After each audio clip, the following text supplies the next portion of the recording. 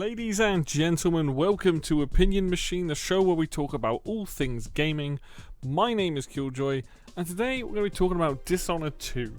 Now, like I keep saying, playing through my back catalogue, this was a game that I was very much looking forward to playing and getting involved in, because I really like the first one. And I really mean, I really like the first game. So this has been sitting and staring at me for a little while, and I thought, you know what better time to play it? And I haven't finished the game. I would say I'm probably halfway or just over halfway through the game.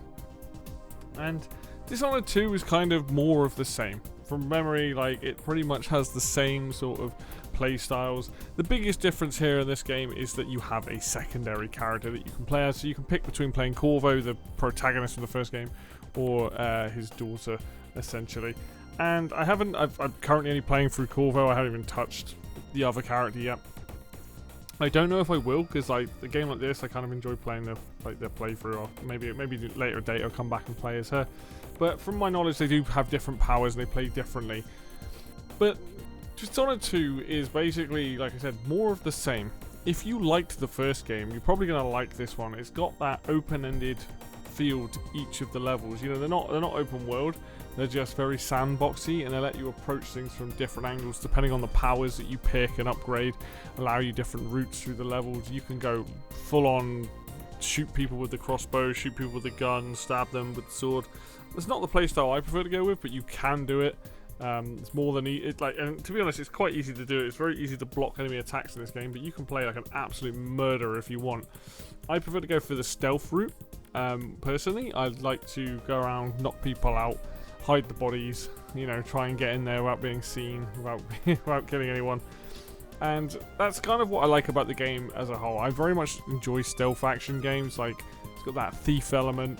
I like Splinter Cell, I like Deus Ex, because that gives you the optional chance to stealth and things like that. And I like that, and I think this scratches an itch that I very much enjoy.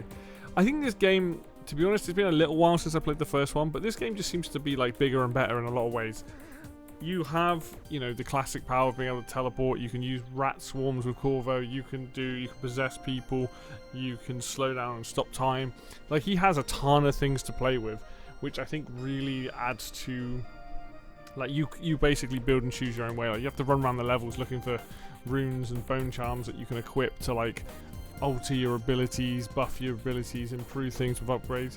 It allows for a very open end of way of how you play the game, which is great.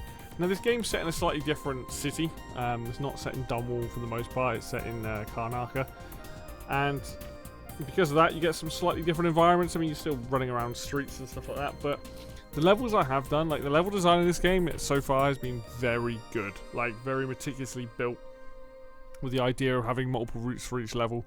I did one level recently that is almost like a clockwork house. So you pull levers and bits of the house change and things come out. That was incredible. That was the fact that those guys did that and made it was just this is a wild level. Very, very, very good. And then I've just done a level where you have to break into a conservatory basically and running around rooftops and things like that. I very much appreciate the difference between each level for the most part, and going to different places and having that stealthing around. And I like using blink, so I like to teleport around and that. This game's just straight up very, very good. There isn't much that I don't like about it. We'll get onto that in a minute. But in terms of the fact that the gameplay's solid, you have different play styles, the levels themselves, each one I've enjoyed doing. I like the fact that the replay value there is, can you do it not killing anyone? Can you do it without being seen? Are you gonna, once you kind of get into the rhythm of the game, getting around, teleporting around, knocking people out, not even, you can probably do the entire game without ever alerting someone, using distractions and things like that. I quite like using the crossbow in the game and just upgrading it so you just insta knock people out. So if they do see you, take that. There's a good mix of weapons. You've got the gun, you've got the crossbow, and that has multiple bolts on it. You've got the teleport. I've got the ability to see through walls. I've not gone for every single ability. I've just kind of gone for the ones that I think help with my stealth. And I very much yep, these are the... And then you've got these other abilities you can upgrade. You've got blueprints for your weapons and stuff that you can upgrade. You can get different bolts for your crossbow to cause people to run away, people to get blinded. There's a ton of options here, and that alone is just so much fun. And being able to see through walls is super useful. You can like sense where people are and stuff, so you can like creep up on them, watch them walk back and forth, figure out their patterns. Like, I love it. You know, you can go, like I said, the complete opposite. You can go into some very serious, like, crazy kind of like combos with. One of the best ones is being able to kill people, but their bodies turn to ash. So once you do that, you never have to worry about bodies being discovered. You never have to alert people.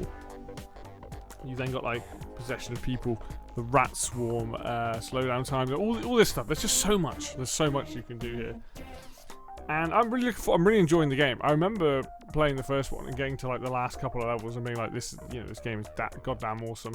Really, really liking it. And so far, I haven't been disappointed in terms of the level designs, in terms of the story as well. Like the story's, it does kind of carry on from some of the DLC from the first game, which I didn't play, which is a little bit of an issue because I was like, well, who's this character? But they kind of recite that in the game, so it's not the end of the world. But it's been a very fun experience. I will say there is like a couple of bits in it that I've found hard to stomach because it's very like graphic, but for the most part, the game is funny as well. Like some of the stuff, the lines that the NPCs say, some of the guards say, sword fighting with them is funny. You know, one of the best animations is when you block a guard, you like to knock him out, you just punch him in the face and grab him. Same with the civilians, you just punch them and grab them and knock them out. Like the gameplay itself feels very competent. The controls are spot on. But there's a couple of weird things that I've encountered while playing this game, which are the only downers on this entire experience. One is sort of like enemies hearing you through walls. There's one mission where I was in a house and I was just walking. I wasn't running. I was walking back and forth, and it kept alerting this guy outside, but he was like outside the wall. I don't know why that was happening. But the biggest issue I've actually encountered playing this game this time around, or the sequel, is being like the enemy sight has been messing me up. Like I've been seen through like objects I shouldn't have been seen through a couple of times, and it's not game breaking. It's not it's not completely ruined the experience or anything, but it is frustrating when you're trying to play stealthy and you've gotten spotted or you've gotten seen through objects essentially. And I don't know why it's happened. I couldn't explain it, but it has happened on multiple levels where I'm like, well, I definitely wasn't able to be seen then. And things like that kind of a pain. And when you're playing a stealth game, those mechanics need to be super precise, and it does make it frustrating when you've spent the entire time. I mean, that's what quick save, quick load are for, right? But you've spent that time stealthing around, not being seen, and then you get caught out because the AI just happened to be like either your hitbox or in a weird position, or you're not quite like, it's just odd. Like the visual feedback of what they're seeing where I am and all that is not quite lining up, and that is it's not great. But again, it's not enough to say for me to be like, this game, just don't play it, because that would be a real problem. Whereas this has only happened a few times, and it is frustrating when it does happen. The other weird thing is when you grow up behind someone on the keyboard and mouse, control is the button to grab someone. The amount of times I've gone to grab someone, like thinking I'm close enough or I am close enough, and instead, like Corvo's whipped out the knife and can't try to defend himself. There's a couple of times when that's happened where I'm like, well, the game should register I'm here and able to grab, and it's not. So there's some weird little oddities about the game playing it. Nothing that's completely game breaking, but it's that frustration of like, I'm trying to play stealth, I'm trying not to get caught, and the game's not giving me the right on-screen command prompt, or I'm being seen when I shouldn't be.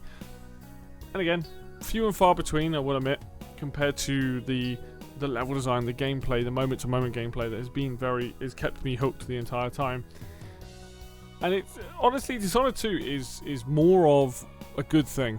As a sequel, it does enough to be like, hey, we've got 2 playable characters, we've got bigger levels, we've got different enemy types, we've got these different powers and abilities you can upgrade. And there's a ton of stuff. Like each mission, because they're so big, you can go off and explore. Each level is going to take you at least an hour, right? I've put 10 hours into the game, I'm about 5 or 6 missions in, so it doesn't quite line up. But for the most part, you're looking at like an hour, slightly longer for most missions your first time through it. And it's genuinely like fun. It is a genuinely fun game, and it's something that I am playing right now and enjoying.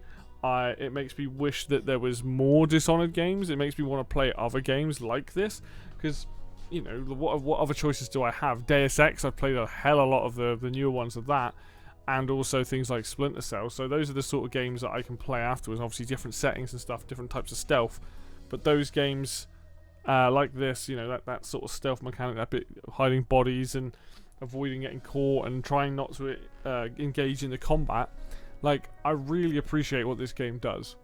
And I recommend it to a lot of people. Like, if you've never played the Dishonored 1 or Dishonored 2, play the games. They are so much fun. Like, I mean, you know, you can play it, like, essentially what they call guns a-blazing.